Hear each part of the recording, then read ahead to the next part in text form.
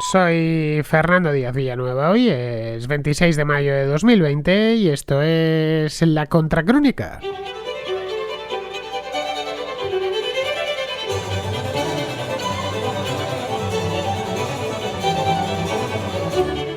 Un total de 5 petroleros cargados de gasolina han viajado desde Irán a Venezuela para aliviar la alarmante escasez de combustible que padece el país, que padece Venezuela, quiero decir.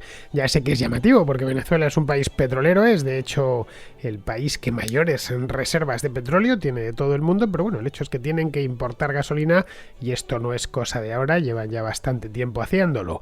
Bien, el primero de estos cargueros arribó a las costas venezolanas, a Puerto Cabello concretamente, bueno, no exactamente a Puerto Cabello, sino a una refinería que hay al lado. Llegó el sábado pasado. Esta semana se espera la llegada de los 4 restantes que están ahora mismo cruzando el Océano Atlántico. En principio nada anormal. Un país importando gasolina de otro país. Aunque en este caso, como ya os digo, el país importador se trata de un gran productor de petróleo que es curiosamente incapaz de atender sus propias necesidades de gasolina. A fin de cuentas, es cierto que la gasolina no se saca del fondo de la tierra, pero una vez la has extraído es bastante más sencillo convertirle el petróleo en gasolina que tener que extraer el petróleo que no está en todas las partes del mundo. Pero bueno, el problema no está ahí, está en que tanto Venezuela como Irán son dos países sancionados por Estados Unidos, por lo que este envío constituye un desafío en toda regla al presidente Donald Trump, que tiene al gobierno de Nicolás Maduro en, pues algo así como en la diana. Bueno, algo así no, directamente en la diana desde hace ya un par de años. Este fin de semana se filtraron unas declaraciones del propio Trump, se filtraron a través del diario ABC, no sé si lo habréis escuchado, en las era una grabación de audio, en las que Donald Trump aseguraba tener a Venezuela rodeada, y esto es literal, decía surrounded, es decir, rodeada, y estar en espera de lo que suceda en las próximas fechas. Se entiende para provocar de alguna manera un cambio de régimen. La grabación no es muy grande, la tenéis en ABC por si queréis escucharla, dura aproximadamente 1 minuto y medio. Por de pronto el que ha movido ficha es el régimen bolivariano, que está, como bien sabemos, inmerso en una crisis económica muy profunda desde hace ya bastantes años, una crisis que se ha ahondado aún más, si cabe, aún más, que ya era difícil, con el derrumbe del precio del crudo en los mercados internacionales a raíz de la crisis esta sanitaria mundial del coronavirus. Nunca antes el gobierno de Nicolás Maduro había estado tan debilitado como ahora, pero Trump no se decide a intervenir, al menos por ahora.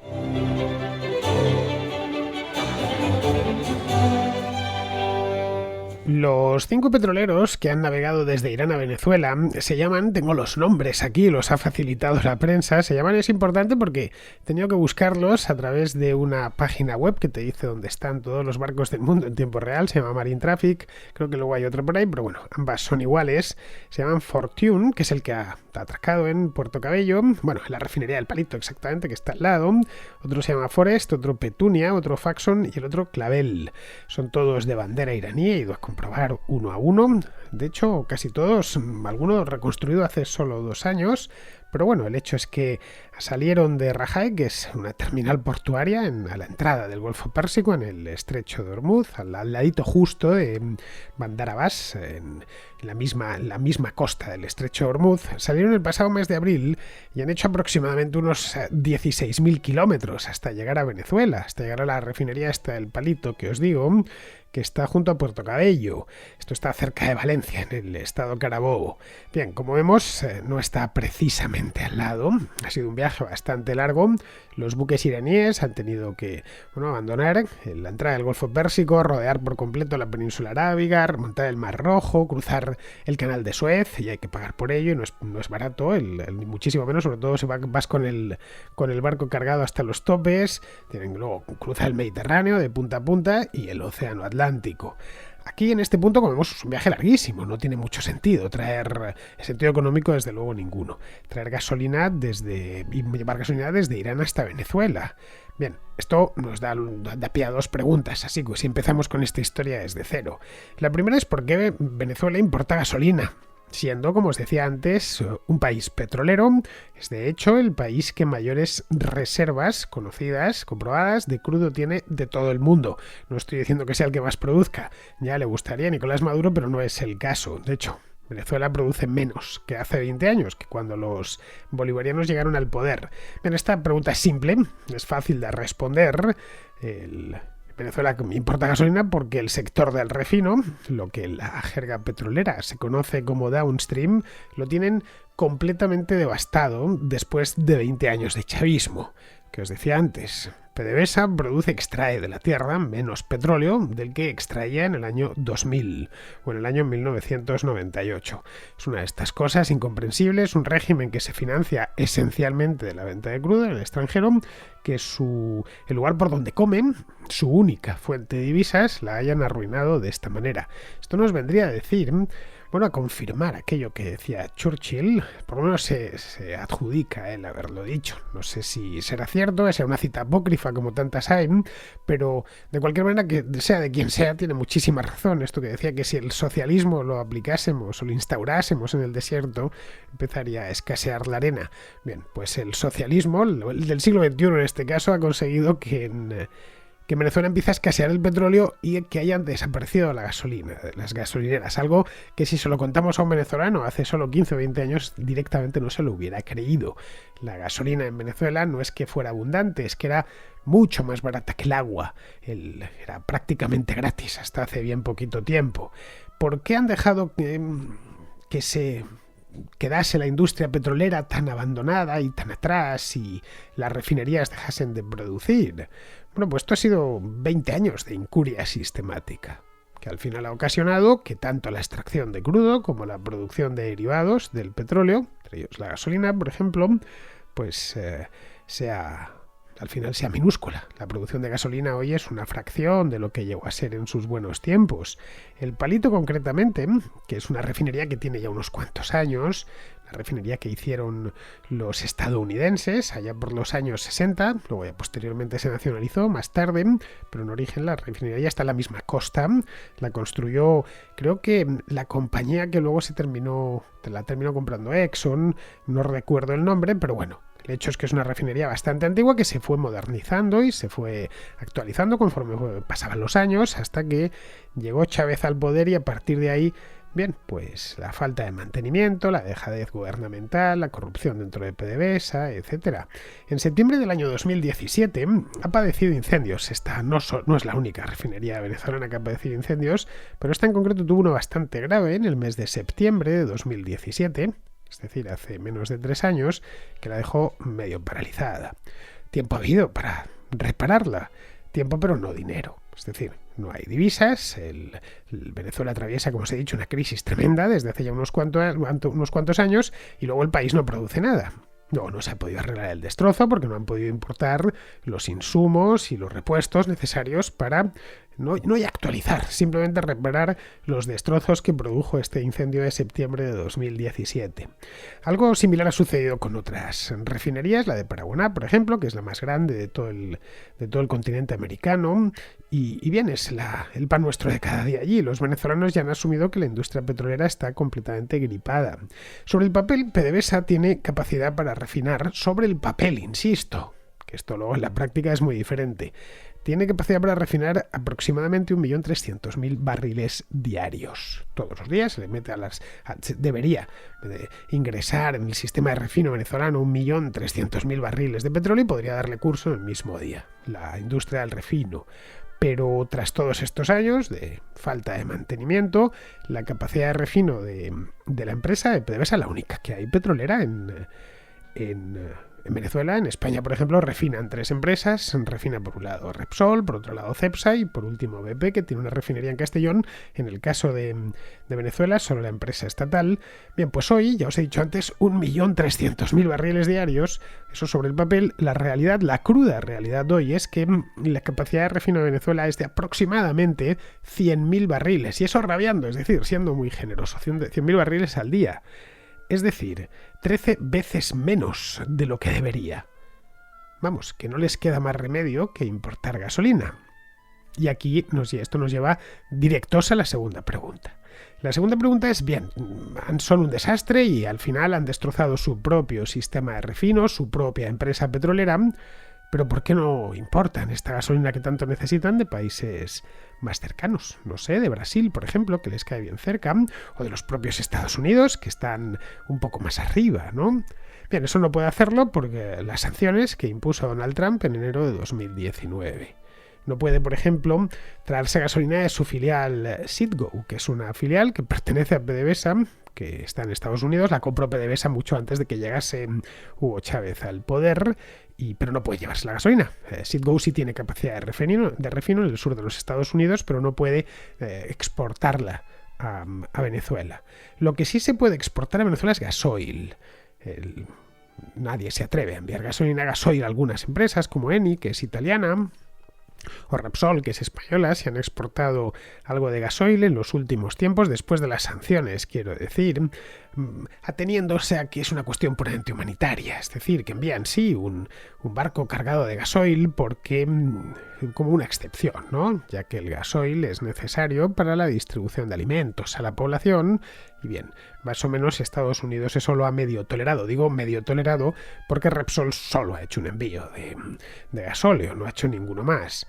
Bien, pues con todos los mercados cercanos cerrados, ha hecho Estados Unidos, Brasil, por supuesto los hispanoamericanos, bueno, el propio Repsol, no es que España esté cerca de Venezuela, pero la empresa es de hecho española, pero Repsol tiene una refinería en propiedad en Perú, la refinería de La Pampilla, que está a las afueras de Lima, al norte de Lima exactamente. Bien, pues Repsol tampoco se atreve a meterse líos, y además es que el gobierno bolivariano les debe bastante dinero, unos cuantos cientos de millones de euros, y uno está dispuesto, como las líneas aéreas, ¿no? Uno está dispuesto a perder dinero hasta cierto punto.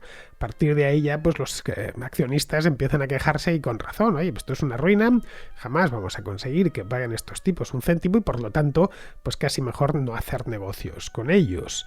Bien, con todos los mercados, como os decía, cercanos completamente cerrados, pues no les ha quedado más remedio que ponerse en manos de viejos amigos. Los viejos amigos de Venezuela los conocemos. Tenemos allá a Rusia, bueno, tenemos a Cuba, pero a Cuba poco le puede ayudar, al contrario, más bien, Cuba tira de la propia Venezuela. Bien, tenemos a Rusia por un lado. Rosneft estuvo haciendo inversiones en Venezuela, pero la verdad es que como no pagan, pues tampoco están dispuestos los rusos a perder demasiado dinero. Otros serían los chinos, lo mismo, han comprado insumos para las refinerías, pero de nuevo estamos en las mismas, los chinos cobran. Y los otros serían los iraníes, que han corrido en su auxilio, por lo menos para estos 5 barcos que han enviado ahora. Todo, por supuesto, previo pago de su importe. Al parecer este envío costará a Venezuela 9 toneladas de oro. Algo que el gobierno iraní ha negado, por supuesto el gobierno venezolano también, pero claro, tampoco es creíble que Irán, un país que atraviesa una crisis económica muy seria, pues esté regalando la gasolina a Venezuela. Bueno, ni a Venezuela ni a ningún otro país. Caray, solo llevar los barcos, hacer estos 16.000 kilómetros, más luego pagar los costes propios de operar un barco. Tener la tripulación, cargar la gasolina en origen, vas a haberla refinado previamente, por supuesto, que ya supone un coste. Ya el hecho de cruzar el canal de Suez, como os decía antes. Cruzar Suez, he ido a calcularlo, hay una calculadora, por cierto, si queréis cruzar, no sé, en un velero, el canal de Suez, lo podéis buscar el peaje, lo que se paga por cruzar Suez. La tarifa va en función de lo que pese el barco, el calado que tenga, si va en dirección norte o en dirección sur. Bueno, he hecho los cálculos sobre estos barcos que os decía antes, los nombres, y salen en todos los casos por aproximadamente unos $150.000. Bien. Esto no lo han hecho gratis los iraníes, como es lógico. Un kilo de oro sale por unos 50.000 euros. No está mala, aproximadamente 1.500 euros la onza son 33 gramos. Luego, pues a partir de aquí no hay más que multiplicar. Una tonelada son aproximadamente 50 millones de euros, así que el envío se cifra en aproximadamente unos 450 millones de euros, pagados en este caso en oro. Un dinero, por cierto, muy necesario para el régimen iraní, que está también saeteado a sanciones y muy afectado por la pandemia de COVID-19.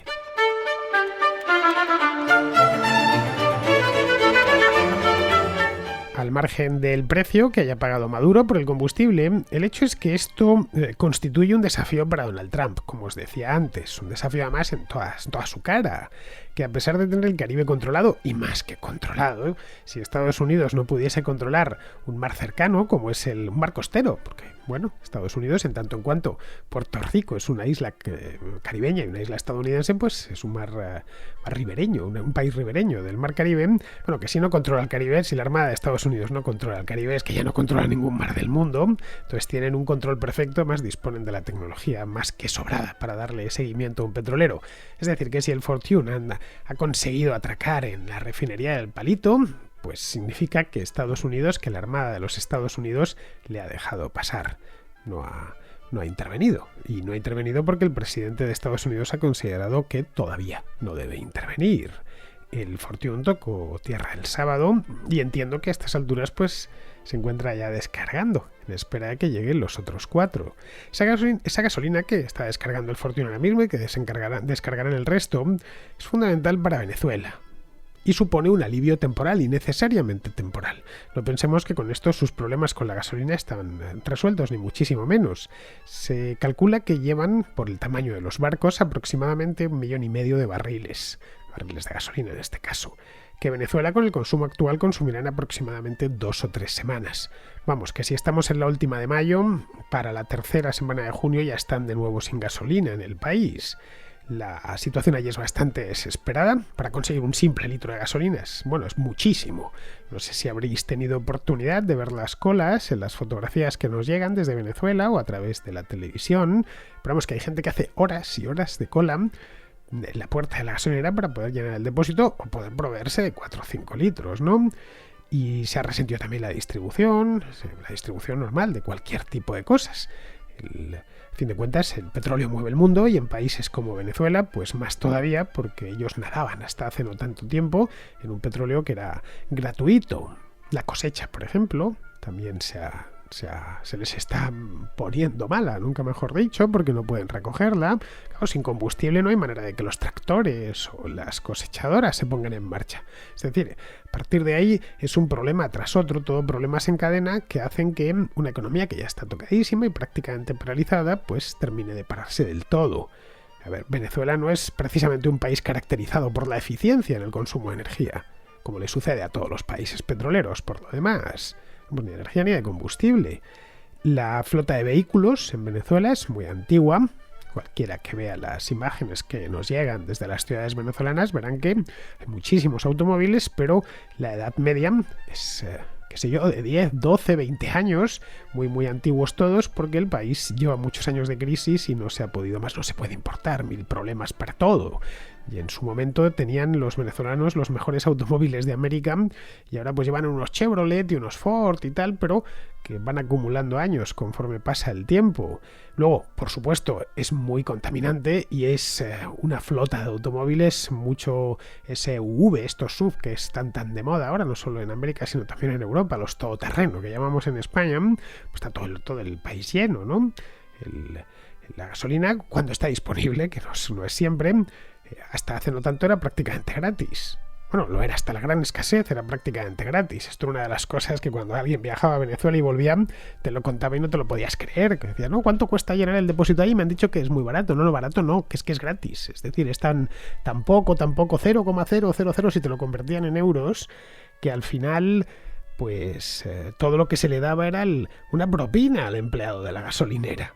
Hoy, por supuesto, ya no es gratis, ni mucho menos. Hoy con la escasez pues se está pagando aproximadamente $2 o $3 por litro. He leído alguna noticia incluso que se paga a $4 el litro. Eso en Venezuela directamente es demencial. Ellos ni se lo podían imaginar. De hecho, es más cara que en Europa. Ya digo, cuando iban le dejaban la propina al que les había puesto la gasolina y eso era lo que había costado el depósito. Vamos, que la propina era muchísimo más dinero que la gasolina en sí. Bien, a partir de aquí el dilema que se le plantea a Trump es peliagudo. Bastante peliagudo. Porque detener el flujo de combustible hacia Venezuela expone, o supone, mejor dicho, bueno, le expone a él, por supuesto, pero supone herir no solo al gobierno, que evidentemente le va a herir, sino también a los propios venezolanos. Y todo esto Maduro lo sabe a la perfección. Y en este ámbito, como en tantos otros, está utilizando a su población como escudo humano, para poner a Estados Unidos en el brete de intervenir o no hacerlo. Ya está, para no empeorar la situación del pueblo. Es decir, ni Trump ni ningún líder internacional quiere malquistarse con el pueblo venezolano, al que no considera culpable de todo lo que está pasando allí. Que bueno, que ya de por sí la situación de los venezolanos es muy precaria. Pues si el bloqueo fuese real y no pudiese entrar ni una sola gota de combustible, esta situación se haría todavía más complicada. Pero claro, si intervenir es malo, no hacerlo también es malo. Para Washington, los dos estados granujas por antonomasia son Venezuela e Irán. Y en cierto modo se están riendo en su cara. Que el Fortune llegase hasta la refinería del Palito el sábado pasado era, bueno, una carcajada delante de Donald Trump. Cosa que, ojo, no es nueva, ¿eh? Lo de reírse en la cara de los sucesivos presidentes de Estados Unidos es lo que llevan haciendo Venezuela e Irán desde hace más de 15 años. Pues esta alianza no es de ahora, ¿eh? La alianza entre Irán y Venezuela tiene, pues eso, 3 lustros. Es posible que los estadounidenses sean unos imperialistas, eso no lo dudo, pero vamos, son los imperialistas más tontos de la historia del imperialismo. Los ingleses del siglo XIX no hubiesen tolerado un desafío semejante en su época de máximo esplendor. Tampoco los españoles del siglo XVII. Los iraníes y los venezolanos desde el año 2005-2006 han montado todo tipo de empresas conjuntas en la cara de Estados Unidos. De todo tipo, ¿eh? De automóviles, una que se llamaba Venirauto, otra de tractores que se llamaba Venirán. Bueno, que se siguen llamando porque existir existen, pero claro, ninguna produce ya nada por falta de insumos. Lógicamente no hay manera con la que fabricar esos tractores o esos automóviles. Han colaborado en términos militares todo lo que han querido, algunos aspectos de manera confesable, como una fábrica de municiones que abrieron conjunta, y otros menos confesables, como por ejemplo la búsqueda de uranio en Venezuela para alimentar a los reactores nucleares iraníes. También ha habido otros objetivos comunes menos confesables aún, como el trasiego de terroristas de Hezbollah por aeropuertos venezolanos, a quienes por cierto se les entregaba un pasaporte venezolano. Las empresas comerciales estas, la de Venirauto y Venirán, no funcionaron ninguna. Porque una cosa es decir que se van a fabricar X número de automóviles y otra bien distinta es fabricarlos. Pero las otras empresas han tenido algo más de suerte, ¿eh? Siempre y cuando mediasen en pagos en dólares contantes y sonantes, es decir, se pagase. El gobierno iraní es un gran defensor de la revolución bolivariana, pero no acepta bolívares. Hay que pagarle en dinero de verdad. Y de eso, de dinero de verdad, es algo de lo que Maduro anda bastante escaso. Es decir, no entran muchos dólares en el país. Porque, bueno, el país produce lo que produce. Produce petróleo, y no mucho, y sabemos cómo está. Entre que el petróleo cada vez está más barato y PDVSA cada vez produce menos, pues apenas le entra dinero en la caja. Y ahí es donde la hipótesis del oro cobra fuerza. Una de las industrias que han compensado en cierta medida la caída de los precios del crudo ha sido la de la minería clandestina en las selvas del sur del país, del sur de Venezuela. Esta minería clandestina, según parece, está controlada por militares, un poco como el tráfico de drogas.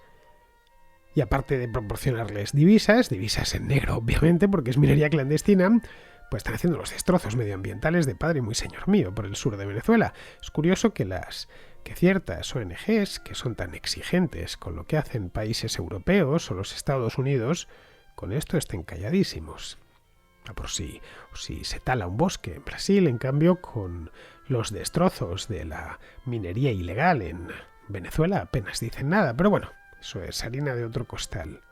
Bien, aparte del dinero, les proporciona el metal en sí. Vamos, que están metidos, mejor dicho, en una carrera hacia ningún sitio, porque la producción de oro no compensa ni compensará la de petróleo. Tal vez por eso Trump se ha abstenido de intervenir, quizá. Se evita ya de paso un conflicto en alta mar, en plena pandemia de COVID-19 y deja que Maduro se vaya desangrando poco a poco, que parece ser la estrategia básica desde hace un par de años. Es decir, que el régimen caiga por sí solo cuando haya agotado todas sus reservas. Una apuesta que es arriesgada, a mi juicio, porque todavía no ha arrojado fruto alguno. y que se traduce, bueno, pues en lo que ya sabemos, en una interminable agonía que sufren en carne propia no los bolivarianos, sino los venezolanos.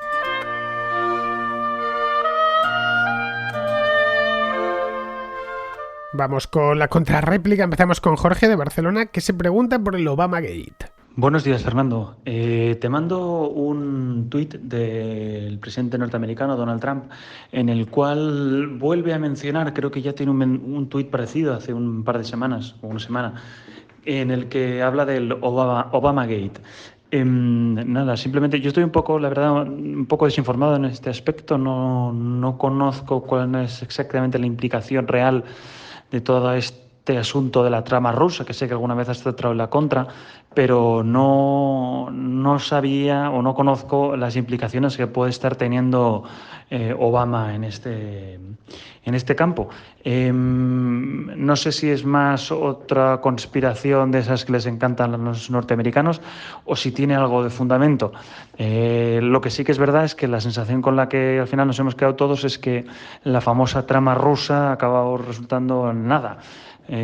Con lo cual a lo mejor sí que tiene algo de sentido que la trama se haya orquestado por parte de la parte demócrata, aunque la verdad estoy hablando de simplemente lo que he visto en 4 tweets, que la verdad tampoco le da mucha credibilidad, pero como tú estás muy informado de todo lo que pasa en Estados Unidos, pues nada, me gustaría saber tu opinión y cuánto hay de real y cuánto de falso, o si tenemos que esperar porque de momento no hay nada claro.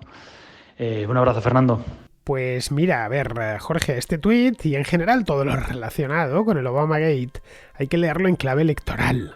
Esto del Obamagate es, como supongo que ya sabrás si te has informado, es un conjunto de teorías en torno a la actuación de Obama y de su administración durante 2016, tanto durante la campaña como después de la victoria de Donald Trump en las elecciones de aquel año.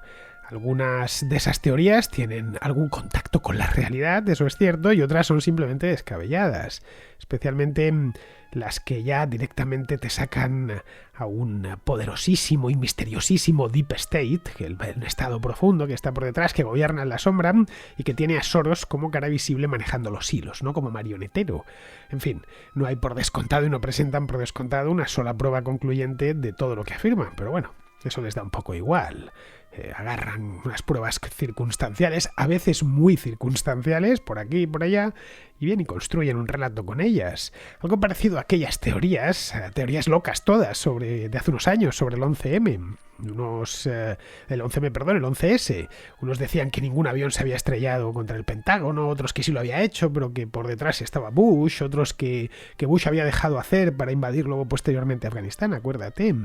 Esto del Obamagate, pues le pasa lo que a todas las conspiraciones. Explican mucho con poco y señalan culpables con el dedo.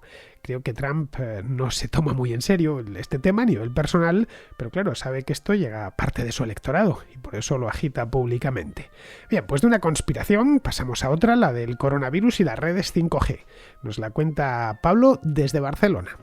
Hola, Fernando. Quería preguntarte si has tenido constancia de unas teorías un poco conspiranoicas que dicen que el coronavirus puede ser causado por el 5G, porque debilita las defensas o algo así. Se ve que hay gente en Inglaterra que se lo ha tomado en serio y ha estado incluso destrozando antenas de telefonía 5G y tal.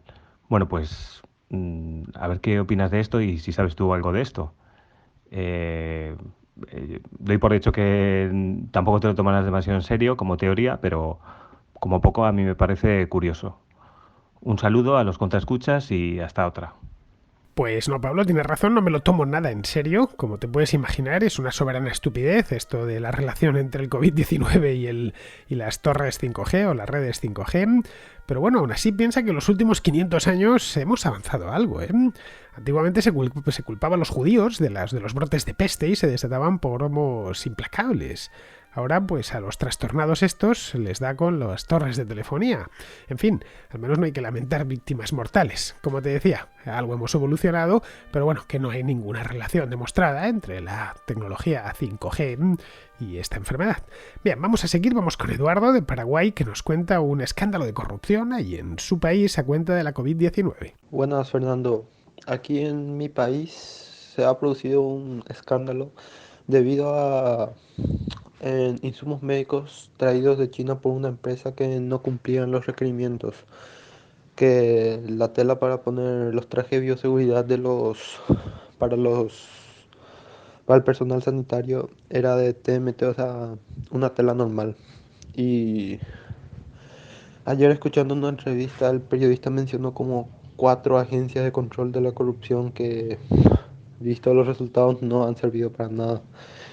Y mi pregunta es la siguiente: ¿cómo conseguiríamos em, reducir, detener la corrupción? Porque a vista está que las comisiones no funcionan para nada. Creo que es inocente pensar que alguien puesto por el mismo político lo controlaría. Pues mira, Eduardo, no sé si en Paraguay tenéis el dicho muerto el perro, muerta la rabia. Bien, pues en este caso es lo mismo. A menos políticos, menos corrupción. A ver, siempre quedarán algunos, obviamente, esto es inevitable. Y como casos que no hay manera de disuadirles, de que no metan la mano en la caja. Bueno, sí, hay una manera, que es la única que yo veo, que es que la justicia sea lo más independiente y que sea implacable con ellos. Y luego, por supuesto, que exista prensa libre, que no dependa del gobierno. A ver, nunca desaparecerá del todo la corrupción, porque la corrupción es consubstancial al ser humano, pero yo creo que se reduciría bastante. Bien, pues vamos ahora con Hugo de Colombia, que nos habla de la crisis global que está desatando esta enfermedad. Bueno, antes que nada quiero saludarte y felicitarte no solo por la cantidad, sino por la calidad de tus contenidos. Te escucho algo así como hace año o año y medio y desde el primer momento que he enganchado con tu programa. Entonces, pues, una enhorabuena desde acá. Bueno, ahora sí al punto. Hace poco escuchaba que la crisis generada por el COVID-19 era causada por el capitalismo y en especial derivada por el exceso del consumismo. Ese es un punto. Y en realidad lo que para mí es una simple postura ideológica carente de toda objetividad, lo que me preocupa es la forma de enfrentar la crisis que han generado, que se ha desarrollado en las sociedades. Se ha dejado al Estado prácticamente con toda la responsabilidad. De hecho, si no se conserva la distancia social, no se usan los protectores como las mascarillas o los guantes, o no se llevan los protocolos sanitarios, la gente le echa la culpa al gobernante, ya sea de su localidad o al gobernante nacional, por ser tan blando en el control de las políticas. Eh, digamos, dejando de lado su propia responsabilidad. Pero otra cosa que me preocupa es que esta cesión de poder que se le ha entregado a los gobiernos, y digo que esto es en casi todo el planeta, se les ha dado un control que nunca antes se había visto sobre la población. Y lo que para mí es más preocupante es un control sobre la economía. Se le han dado a los gobernantes, y digo casi todos, por no decir a todos, una ampliación casi desmesurada de poderes para que apropien recursos prácticamente de cualquier fuente de la que puedan echar mano, sin atender a normas como la de la regla fiscal o el control del déficit del presupuesto público, etcétera, etcétera. Eh, Se les ha dado el poder de endeudarse prácticamente sin medidas, de gastar a manos llenas, inclusive tomando recursos de otros rubros que ya habían sido, digamos, previamente aprobados por sus parlamentos o por sus cuerpos colegiados y dándole un poder muy grande y como la historia lo ha demostrado, entre más poder, más corrupción. No solamente se les ha dado esta capacidad de controlar las libertades fundamentales que tenemos como la libre movilidad, se han cerrado fronteras, etcétera, sino que también están haciendo un control muy fuerte, pienso yo, en materia económica. Hay control sobre los precios de los productos, se dice cuáles sectores económicos pueden funcionar o cuáles no. Eh, los gobiernos han empezado a considerar que hay unos sectores que son estratégicos para la economía, otros no.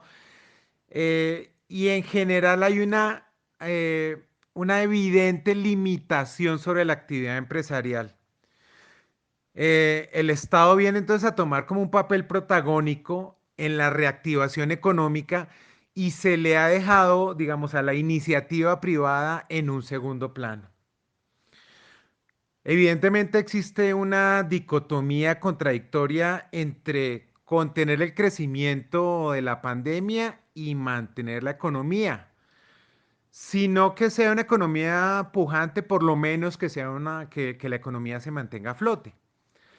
Lo que me parece preocupante o triste, no sé en realidad, es que el mercado, o la famosa mano invisible de Adam Smith, pareciera que no tuviera una solución a la salida de la crisis, salvo en los ajustes generados por la oferta y la demanda que se derivan del mismo mercado, donde se perderían miles, si no millones de vidas en el camino, tomando en cuenta que científicos han manifestado que entre un 60 y un 70% de la población tendría que llegar a contagiarse para que efectivamente se pudiera generar ese efecto rebaño y pudiéramos controlar la pandemia.